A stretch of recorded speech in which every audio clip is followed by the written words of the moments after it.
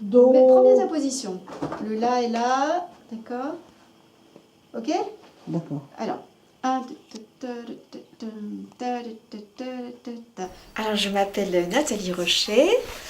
Voilà, je suis directrice de l'association L'été musical depuis bientôt 2 ans. Je donne quelques cours et j'anime quelques ateliers.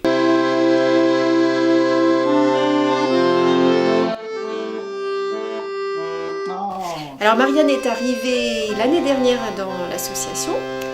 Elle est donc, disons, toute jeune élève avec nous, mais elle avait auparavant eu un parcours musical et il y a de nombreuses années qu'elle avait joué de l'accordéon, peut-être de façon un petit peu moins active. Et là, depuis qu'elle reprend des cours, elle s'est relancée avec beaucoup d'intensité dans la pratique de l'instrument.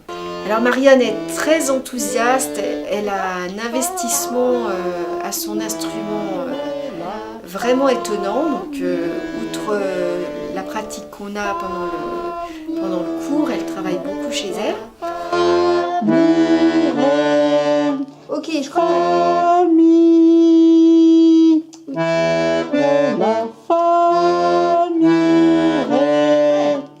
Bon, on essaie de les enchaîner? Elle a beaucoup de bonne mémoire musicale, ce qui aide, étant donné qu'on ne peut pas utiliser la notation. Elle se souvient très bien des mélodies, de l'harmonie. Donc c'est vraiment assez agréable parce qu'on peut avancer vite. On utilise les enregistrements pour garder la mémoire des choses qu'on a travaillées, puisqu'on ne peut pas utiliser Elle ne lit pas le braille musical, pas plus que moi je ne l'écris d'ailleurs. Donc on enregistre les morceaux main par main, séparément, pour qu'elle puisse les répéter. C'est la seule spécificité, puisque de toute façon l'accordéon est un instrument qu'on ne regarde pas. C'est impossible de regarder en jouant, quasiment. Donc les repérages sont tout à fait tactiles, les notes sont repérées avec des aspérités, des reliefs que l'on ressent sous les doigts. Je pourrais donc dire que c'est un instrument idéal pour les non-voyants. Le La, Marianne. Oh, Le La avec La. Voilà. Do.